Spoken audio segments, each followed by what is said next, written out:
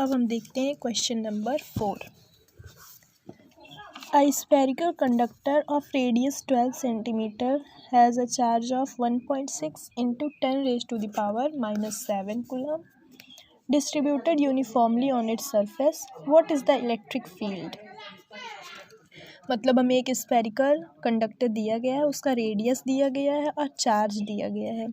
हमें electric field निकालना है inside the sphere, just outside the sphere और at the point 18 centimetre from the centre of the sphere. अब हम इसका सल्यूशन देखते हैं। तो ए में दिया गया है इनसाइड द स्फीयर।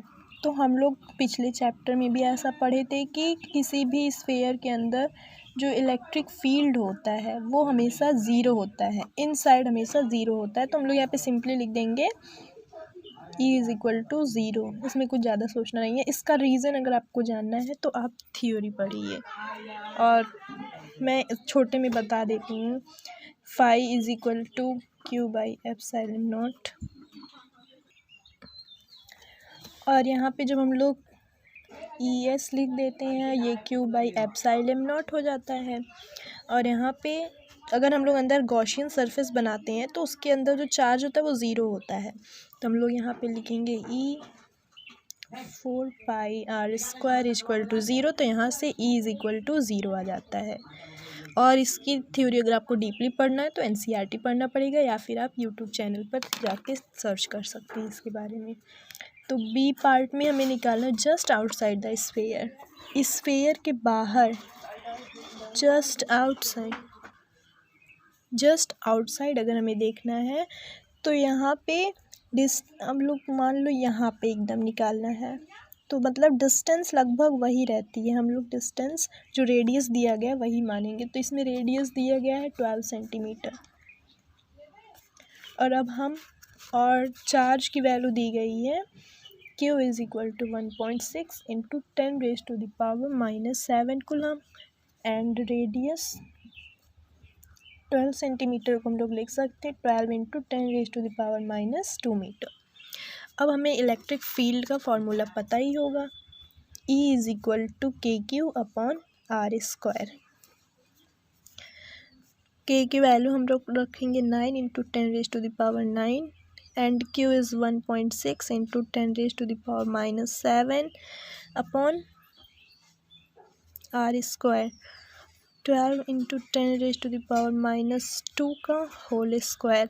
अब हम इसे सॉल्व करेंगे। 9 into 10 raise to the power 9 into 10 1.6 into 10 raise to the power minus 7 upon 12 into 10 raise to the power minus 4। इसे सॉल्व करने पे हमारा E की वैल्यू है वो 10 raise to the power 5 newton पर कूलम आ जाए।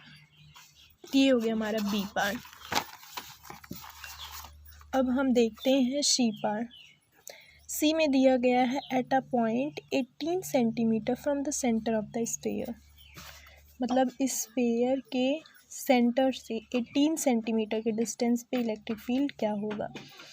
तो सेम हम लोगों को वही गॉसियन सरफेस बनाना होता है, जिससे फॉर्मूला निकल के आएगा E is equal to KQ upon R square.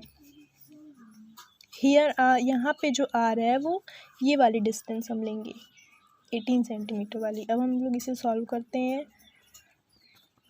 10 raise to the power 9, Q की वैल्यू दी गई है 1.6 into 10 raise to the power minus 7, and R square is 18 into 10 raise to the power minus 4। और जब हम इसे सॉल्व करेंगे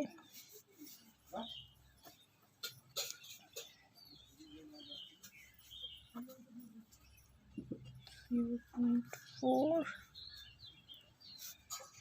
और इसे सॉल्व करने पे आ जाएगा 4.44 into 10 raise to the power 4 newton पर coulomb.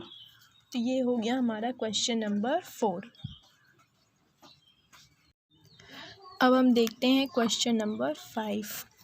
A parallel plate capacitor with air between the plate has capacitance of 8 PF means picofarad. 1 picofarad is equal to 10 raised to the power minus 12 farad. What will be the capacitance if the distance between the plates is reduced by half and the space between them is filled with a substance of dielectric constant 6.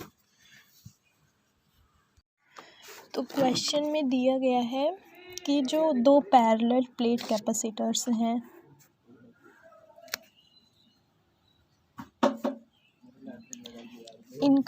इनके बीच में air है जब, तो उनका capacitance 8 pf है। तो मतलब सी not इसमें दिया गया है 8 pf, और हम लोग जानते हैं सी नॉट की वैल्यू होती है epsilon not a upon D. तो क्वेश्चन में ये पूछा गया है कि कैपेसिटेंस तब क्या होगा जब हम लोग इसकी डिस्टेंस को हाफ कर देंगे, मींस इसके बीच की डिस्टेंस को d/2 कर देंगे, और इसके बीच में एक हम डाई इलेक्ट्रिक रख देंगे। डाई इलेक्ट्रिक मतलब वही इंसुलेटर की तरह होता है जिसमें चार्जेस फ्लो नहीं करते हैं, करंट फ्लो नहीं होता है। जब हम लोग ये रख देंगे और उसका हमें कांस्टेंट दिया गया डाई इलेक्ट्रिक कांस्टेंट 6, तो हम लोग यहाँ पे C की वैल्यू रखेंगे C is equal to C not into K, और यहाँ पे डिस्टेंस हमें हाफ कर दिया गया है, तो हम लोग यहाँ पे जो डिस्टेंस रखेंगे वो d/2 रखेंगे। C is equal to epsilon not A upon d/2 into K। अब यहाँ पे हम लोग 2 को ऊपर ले जाते हैं, 2K इंटू C नॉट। ये जनरल केस होता है और इस केस में हमें ऐसे निकालना था। तो यहाँ पे हम सबकी वैल्यू रखेंगे, 2 इंटू K दिया गया है 6 और C नॉट की वैल्यू है 8, और जब हम लोग इसे सॉल्व करेंगे 6 2 12 96, तो इसका आ जाएगा 96 पाइकोफैराड। तो इसका आंसर हो गया 96 पाइकोफैराड।